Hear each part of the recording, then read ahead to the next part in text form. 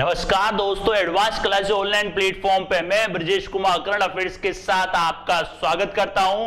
तैयार हो जाइए करंट अफेयर्स की कुछ बेहतरीन जानकारी के लिए। आइए देखते हैं। देखिए पहला राधा मोहन सिंह को ये जो थे आपके हाल ही में इनका निधन हो चुका है, राधा मोहन सिंह जी का। और ये जो थे आपके दोस्तों ये प्रसिद्ध अर्थशास्त्री और पर्यावरणविद थे। अब दोस्तों देखो, पर्यावरणविद अगर आपको याद आ रहा हो तो एक और पर्यावरण प्रेमी थे जिनका निधन हुआ था, उनका नाम है सुंदरलाल बहुगुणा।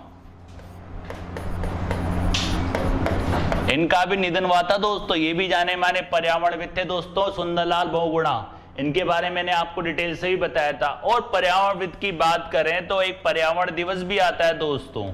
पर्यावरण दिवस हाल ही में आया था। कब आया था दोस्तों? 5 जून को। याद रखना, वर्ल्ड एनवायरनमेंट डे। तो ध्यान रखना, राधा मोहन सिंह। देखिए दोस्तों, ये नॉर्मली जो वर्ड आते हैं इससे आपको मतलब देखना है कि लास्ट टाइम पर्यावरण से जुड़ा वैसा कोई बंदा कोई एक्सपायर हुआ हो या उसी कोई मतलब बात हुई हो जिसको आप याद रिपीट कर सकते हैं। इससे क्या होगा, आपका रिवीजन भी होगा और आपका माइंड भी ऑटोमेटिकली चीजों को क्लिक करने लगेगा, ऑटोमेटिकली आपको याद आ जाएगा।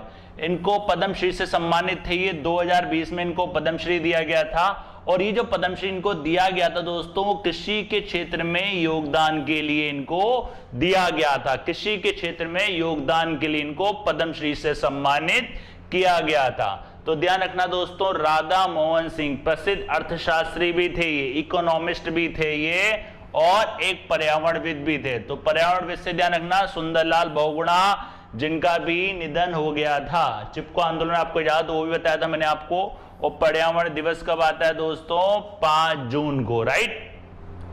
अब पर्यावरण से अगर बात करें तो काफी सारे ऐसी डिटेल में देखना आप लास्ट लेक्चर में पर्यावरण से जुड़े हुए लेक्चर्स आप देखना। और यार ये लेक्चर हो सकते हैं, तो उससे क्या होगा, आपकी करंट अफेयर्स भी अच्छी होगी और बेनिफिट आपको होगा दोस्तों। रिवीजन करना नहीं पड़ेगा, साथ साथ ही हो जाएगा, राइट दोस्तों। ध्यान रखना, कृषि के क्षेत्र में योगदान के लिए 2020 में इनको पद्मश्री दिया गया था। पद्मश्री की श्रृंखला भी बताई थी मैंने आपको, कौन कौन से होते हैं। एक होता है पद्म विभूषण, फिर होता है पद्म भूषण, और एक पद्मश्री। याद रखना, नागरिक सम्मान में आते हैं पद्मश्री।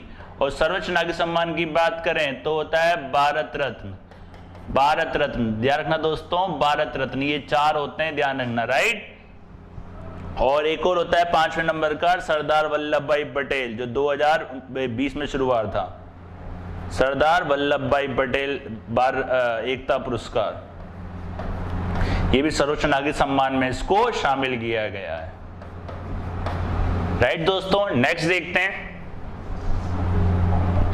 नेक्स्ट देखिए, एशे की full form all India survey on higher education.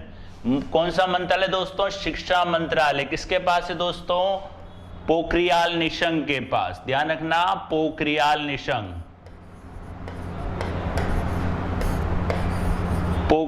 Nishank इनके पास शिक्षा मंत्रालय। और मंत्री केंद्रीय शिक्षा मंत्री। ध्यान रखना, केंद्रीय शिक्षा मंत्री। अब ये जो है, ये एक सर्वे निकाला गया है एशे द्वारा कि हायर एजुकेशन में कितने नामांकन हुए। 5 सालों का डेटा देखेंगे अपन, 2015-16 से 2019-20 में कितने नामांकन हुए, गर्ल्स के कितने हुए, बच्चों के कितने नामांकन हुए उच्च शिक्षा के अंदर। अब इसमें नामांकन की बात करें तो 5 सालों में 11.4% की वृद्धि हुई है। 11.4% की वृद्धि हुई है नामांकन में। अगर उच्च शिक्षा महिला नामांकन की बात करें तो 18.2% की वृद्धि हुई है, लगभग, राइट। और इसकी विशेषताएं ध्यान रखना, उच्च शिक्षा कुल नामांकन 3.85 करोड़ और सकल नामांकन अनुपात 27.1%। देखो दोस्तों, ये जो आंकड़े हैं, वैसे तो आंकड़े आपके एग्जाम में आते नहीं है। आंकड़े बस आप याद रख सकते हो जानकारी के लिए, मतलब आपके पास जानकारी होनी चाहिए। वैसे एग्जाम में आंकड़े कभी पूछता नहीं, क्योंकि क्या होता है दोस्तों, आंकड़े बदलते रहते हैं। तो ये 5 साल के आंकड़े निकाले गए, फिर भी आप इस साल मैक्सिमम जो एग्जाम वगैरह उसमें आंकड़े पूछे, लेकिन आंकड़े बहुत कम पूछे जाते हैं एग्जाम के अंदर, क्योंकि आंकड़े क्या होते हैं, बदल, जैसे मैंने आपको बताया था जीडीपी, ग्रोस डोमेस्टिक प्रोडक्ट, आपको याद है हर 6 महीने, 5 महीने में, 3 महीने में, हर महीने में जीडीपी चेंज होती रहती है, फिक्स नहीं होती है। तो कभी भी वो पूछते नहीं, बस ये पूछते हैं कि मतलब इस संस्था द्वारा इसका अनुमान क्या है। वैसे क्या होता है ये आंकड़े, बस आपको ध्यान रखना है इसकी फुल फॉर्म, एशिया की full form all India survey on higher education. और कौन सा मंत्रालय कौन सा मंत्र करवाता है ये? शिक्षा मंत्रालय। कौन से मंत्री के दिन आता है? केंद्रीय शिक्षा मंत्री के दिन। 5 साल के डेटा निकाले गए 2015-16 से 19-20 तक। कितनी वृद्धि हुई है? 11.4% की वृद्धि, नामांकन के अंदर 11.4% की इसके अंदर वृद्धि हुई है। और अगर उच्च शिक्षा में कुल नामांकन की बात करें तो 3.85 करोड़। राइट दोस्तों, याद रखिएगा ए से। नेक्स्ट देखते हैं, नेक्स्ट देखिए एटीएम। एटीएम से कैश निकालने में बदलाव। एटीएम की फुल फॉर्म ध्यान रखना दोस्तों, इसकी फुल फॉर्म होती है automated teller machine. Automated teller machine.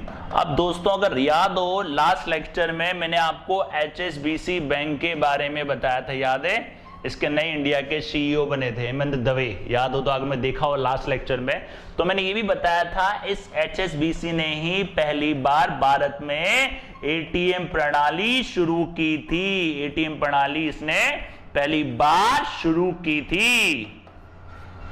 तो उसी एटीएम ध्यान रखना है, इसकी फुल फॉर्म काफी बार एग्जाम में आती है, हर एग्जाम में आती है। तो इसको बोलते हैं automated teller machine. Automated teller machine, automatic नहीं होता है दोस्तों, ध्यान रखिएगा। अब इसके नियम में परिवर्तन हो गया। नियम परिवर्तन, सीमा से अधिक लेन देन पर उच्च शुल्क आपको देना पड़ेगा। सीमा से अधिक लेन देन पर शुल्क देना पड़ेगा। और किसने बदलाव कराया दोस्तों? आरबीआई ने, रिजर्व बैंक ऑफ इंडिया। अब लास्ट लेक्चर में जाइए तो मैं आपको याद है मैंने धोखाधड़ी के मामले में आरबीआई ने 2 बैंकों पे पेनल्टी लगाई थी 6 करोड़ रुपए की दोस्तों। और देखो क्या होता है, करंट अफेयर क्या बनती है? कनेक्टिविटी से बनती है। अब कनेक्टिविटी अगर आपकी अच्छी होगी तो करंट अफेयर्स में कभी आपको रिवीजन करने की आवश्यकता नहीं पड़ेगी। तो एटीएम से हर महीने 5 मुफ्त वित्तीय लेन देन हो सकते हैं आपके, 5 आप ट्रांजेक्शन कर सकते हो। और यही ट्रांजेक्शन मेट्रो सिटी के अंदर 3 है, ध्यान रखना, मेट्रो सिटी के अंदर ये 3 है। अब इंटरचेंज शुल्क में भी वृद्धि होगी, जो 15 रुपए से अब उसको 17 रुपए कर दिया गया है। इंटरचेंज मतलब अदर एटीएम से अगर आप निकलवाते हो तो इंटरचेंज कुछ चार्ज लगता है एक लिमिट के बाद, तो उसमें 15 रुपए से अब 17 रुपए कर दिया गया है। और मुफ्त लेन देन की सीमा से अधिक एटीएम निकासी पर शुल्क लगेगा। और ये जो नया शुल्क लागू होगा दोस्तों, ये 1 जनवरी 2022 से लागू होगा। 1 जनवरी 2022 से इसको लागू करेंगे। ध्यान रखना दोस्तों, एटीएम से कैश निकालने में आरबीआई ने हाल ही में बदलाव किया। एटीएम की full form automated teller machine. Bharat में एचएसबीसी बैंक द्वारा इसको शुरू किया गया था, एटीएम को, ऑटोमेटेड टेलर मशीन। राइट दोस्तों, ध्यान रखना 5 मुफ्त वित्तीय लेन देन, फाइनेंशियल ट्रांजेक्शन, और मेट्रो सिटी के अंदर कितने होते हैं दोस्तों? 3 होते हैं। राइट, नेक्स्ट देखिए पुलित्जर पुरस्कार। ये पुलित्जर पुरस्कार हर साल दिया जाता है दोस्तों, पुलित्जर पुरस्कार। और इस बार इसका 105वां एडिशन है, 105th इसका एडिशन संस्करण है। और कौन सा देश देता है ये? अमेरिका के द्वारा ये दिया जाता है। इसका क्षेत्र ध्यान रखना दोस्तों, समाचार पत्र में और पत्र और पत्रिका में, ऑनलाइन पत्रकारिता में और साहित्य आदि में ये दिया जाता है। और 1917 में ये शुरू हुआ था। राइट, और 22 श्रेणियों में ये दिया जाता है। ध्यान रखना इसके बारे में बेसिक जानकारी, बाकी दिया जाता है हर साल, कोई बुक के लिए भी, ड्रामा के लिए, पत्रकारिता के लिए, या कोई अलग साहित्य या उपन्यास के लिए दिया जाता है। और ये राशि ध्यान रखना दोस्तों, इसकी $15,000 नगद पुरस्कार। 2017 में ये 10,000 थी, फिर इसको बढ़ाकर 15,000 कर दिया गया था। अब एक प्रमाण पत्र इसमें दिया जाता है। ये बेसिक जानकारी आपको पुलित्जर अवार्ड की ध्यान रखनी है। ध्यान रखना दोस्तों, पुलित्जर अवार्ड की बेसिक जानकारी आपको मालूम होनी चाहिए। बाकी तो क्या होते हैं, इसके विनर जो होते हैं वो हर साल बदलते रहते हैं, किसी ना किसी रूप में वो फेमस होते हैं। तो ध्यान रखना 105वां एडिशन है, देश अमेरिका है, क्षेत्र समाचार, पत्र पत्रिका, ऑनलाइन पत्रकारिता, साहित्य आदि में दिया जाता है। 1917 में ये शुरू हुआ था और 22 कैटेगरी 22 श्रेणियों में ये दिया जाता है। और जो राशि है दोस्तों इसकी वो है 15,000 नकद और 2017 में ये $10,000 थी और इसके साथ एक प्रमाण पत्र दिया जाता है। आइए देखते हैं इसमें इस साल पुलित्जर अवार्ड किसके लिए फेमस हुआ है। जैसे कि एक बुक है, फिक्शन बुक है, ये मिला है इनको लुइस एंड्रिस को। लुइस एंड्रिस इनकी बुक है the night watchman a novel. ध्यान रखना इनको मिला है, ध्यान रखना the night watchman book and drama की कैटेगरी के अंदर, बुक एंड ड्रामा की कैटेगरी के अंदर लुइस एंड्रिस को। याद रखिएगा इनका बुक और इनका नाम ध्यान रखिएगा। अब ये बताते हैं, ये जो मैन है ये इसलिए मैन है जो ये इनको मिला है, ये है मेघा राजगोपालन, भारतीय अमेरिकी,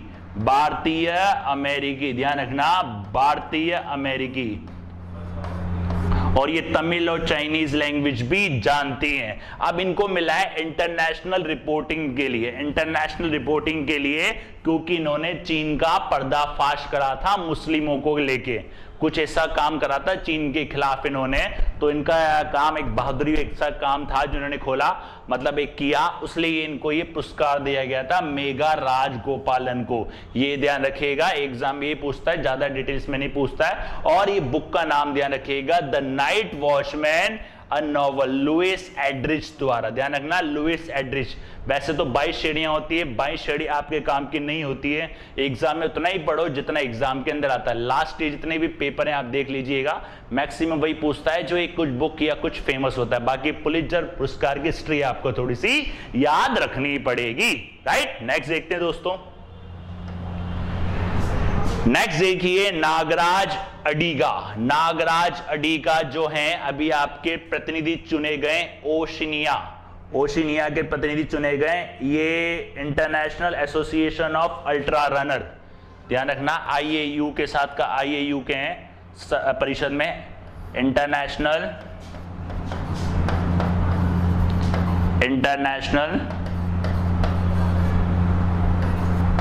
एसोसिएशन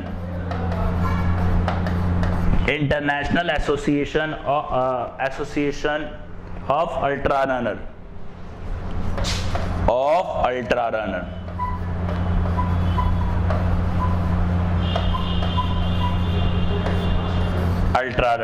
तो उस परिषद में ये काम करेंगे।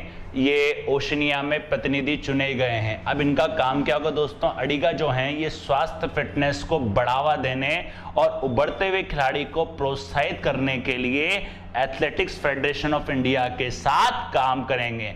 एथलेटिक्स फेडरेशन ऑफ इंडिया के साथ ये काम करेंगे। ध्यान रखना दोस्तों इनका नाम है नागराज अडिगा। अब ये जो स्पोर्ट्स है international association of ultra runner, इसका मतलब हुआ अल्ट्रा मैराथन और लॉन्ग डिस्टेंस रनिंग। ये जो काम करता है दोस्तों, ये काम करता है ultra marathon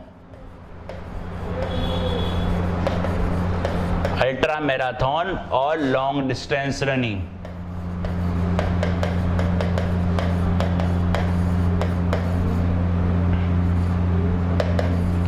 long distance running, तो इसके लिए ये काम करता है। अब नागराज अडिगा को ओशिनिया का प्रतिनिधि चुना गया है। ध्यान रखना दोस्तों, नागराज अडिगा स्वस्थ फिटनेस को बढ़ावा देंगे और उभरते हुए खिलाड़ियों को प्रोत्साहित करने के लिए एथलेटिक्स फेडरेशन ऑफ इंडिया के साथ मिलकर ये काम करेंगे। बस ये ध्यान रखना आपको, नागराज अडिगा। और ये क्या होता है, IAU किस लिए काम करता है, ये काम करता है अल्ट्रा मैराथन और लॉन्ग डिस्टेंस रनिंग के लिए, राइट दोस्तों। नेक्स्ट देखते हैं, नेक्स्ट देखिए सिद्धलिंगैया कौन थे। ये हाल ही में इनका निधन हो चुका है। अब जो ये सिद्धलिंगैया थे ये प्रसिद्ध कन्नड़ कवि और नाटककार थे, ध्यान रखना प्रसिद्ध कन्नड़ कवि और नाटककार थे। और इनको और इनको प्यार से दलितों का कवि भी बुलाते थे। इनको दलितों के कवि के नाम से भी जाना जाता था। ध्यान रखना दोस्तों, सिद्धलिंगैया। और ये राज्य में दलित संघर्ष समिति के संस्थापकों में से एक थे। बस आपको एग्जाम की दृष्टि से ध्यान रखना है, सिद्धलिंगैया कौन थे? प्रसिद्ध कन्नड़ कवि और नाटककार और दलित कवि, इनको दलित कवि भी कह सकते हो। बाकी जो जैसे कि वो राज्य में दलित संघर्ष समिति के संस्थापकों में से एक थे, तो ये जानकारी आपको बस याद रखनी है, एग्जाम के हिसाब से कोई खास नहीं है। राइट दोस्तों, नेक्स्ट देखते हैं। नेक्स्ट देखिए, इंडियन ग्रैंड प्रिक्स मेजबानी कौन करेगा दोस्तों? पटियाला। ध्यान रखना, ये एक रनिंग कंपटीशन होगा दोस्तों, ये होगा running Indian grand prix series 2000, ये एक रनिंग कंपटीशन होगा।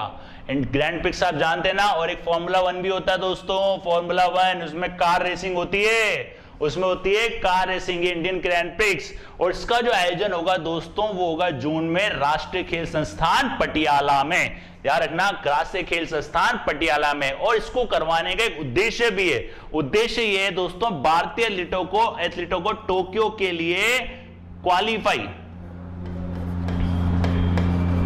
क्वालिफाई करने का अधिकतम मौका देने के लिए। मतलब अपन ये जो करा रहे ग्रैंड प्रिक्स रनिंग कंपटीशन, जिसका जो मेन उद्देश्य है, जो टोक्यो ओलंपिक होने वाले हैं उसमें भारतीयों के अधिकतम क्वालिफाई होने के चांसेस बढ़ जाएं। मतलब एक उनका मनोबल अच्छा हो, उनकी प्रैक्टिस हो, इसलिए करवा रहे हैं। और भारतीय, इसको कौन करवा रहा है? भारतीय एथलेटिक्स महासंघ।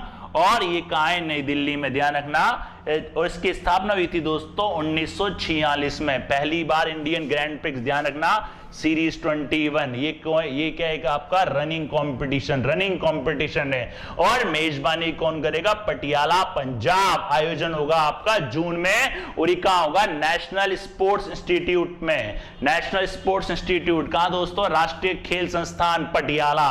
याद रखिएगा, पटियाला में। भारतीय एथलीट को, इसका जो उद्देश्य भी ध्यान रखना, भारतीय एथलीटों को टोक्यो, जापान, जो ओलंपिक होने वाले उनमें अधिकतम क्वालिफाई करने के लिए मौका देने के लिए ये इसका आयोजन किया जा रहा है। इसका आयोजन कौन कर रहा है? भारतीय एथलेटिक्स महासंघ। इसका मुख्यालय नई दिल्ली में। भारतीय एथलेटिक्स इसकी स्थापना हुई थी 1946 में। राइट दोस्तों, ध्यान रखना, सर्कुलर।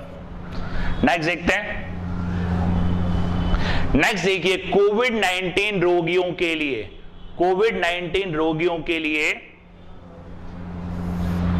लिए कवच पर्सनल लोन। ध्यान रखना, कवच पर्सनल लोन शुरू करा है दोस्तों स्टेट बैंक ऑफ इंडिया ने, एसबीआई ने ये शुरू करा है। इस लोन की खासियत दोस्तों, लोन का अमाउंट जो होगा वो होगा अधिकतम 5 लाख रुपए, और रीपेमेंट करना है 7 मंथ का, और इसमें 3 महीने का मोरेटोरियम भी मिलेगा।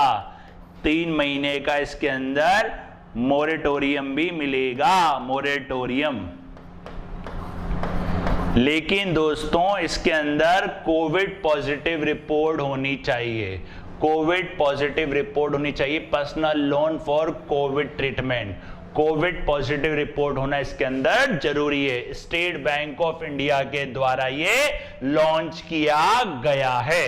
और कोविड-19 उपचार के लिए स्वयं और परिवार का चिकित्सीय खर्च भी इसके अंदर शामिल है। और इसके अंदर राशि जो दी जाएगी वो दी जाएगी 5 लाख तक, अधिकतम 5 लाख, मैक्सिमम 5 लाख, और 3 महीने का इसके अंदर मोरेटोरियम पीरियड। मोरेटोरियम दोस्तों ये होता है जिसमें सरकार द्वारा ऋण के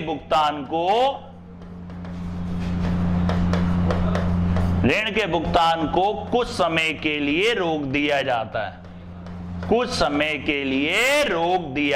है।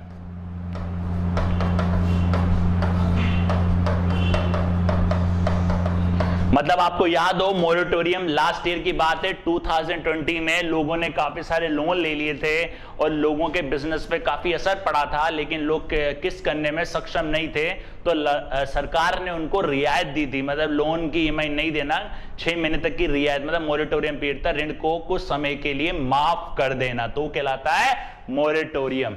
ये कहलाता है कवच व्यक्तिगत ऋण, इसको बोलते हैं कवच व्यक्तिगत ऋण। नाम ध्यान रखना दोस्तों, इसको कवच पर्सनल लोन, और 60 महीने के लिए होगा और इसके अंदर 3 महीने का ये शामिल है, इसके अंदर 3 महीने का मोरेटोरियम भी शामिल है, और 8.5% वार्षिक ब्याज दर, और राशि है 5 लाख तक का ऋण। ध्यान रखना दोस्तों, SBI कवच, इसका नाम ध्यान रखना, SBI कवच personal loan for Covid treatment, Covid treatment के लिए ये दिया जाएगा। राइट, नेक्स्ट देखते हैं। नेक्स्ट देखिए, दुनिया का सर्वश्रेष्ठ बैंक दोस्तों, DBS, development bank of Singapore. ध्यान रखना दोस्तों, डेवलपमेंट बैंक ऑफ सिंगापुर।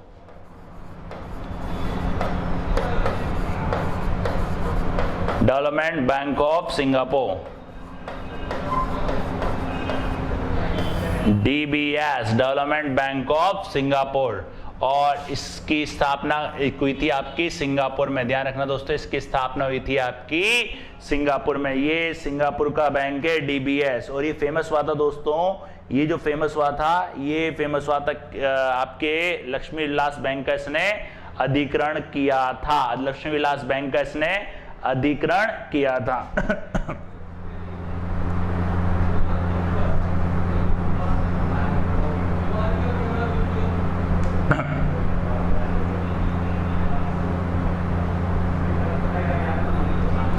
ध्यान रखना, इसका मुख्यालय कहां है दोस्तों, सिंगापुर में, और लगातार दूसरे वर्ष 30 घरेलू और अंतरराष्ट्रीय बैंकों में से सर्वश्रेष्ठ बैंक सूची में इसने स्थान प्राप्त किया है। सर्वश्रेष्ठ बैंक सूची में इसने स्थान प्राप्त किया है। सर्वश्रेष्ठ बैंक सूची का जो संस्करण है दोस्तों, ये ध्यान रखना दोस्तों, ये है इसका तीसरा संस्करण। ध्यान रखना, ये इसका तीसरा संस्करण।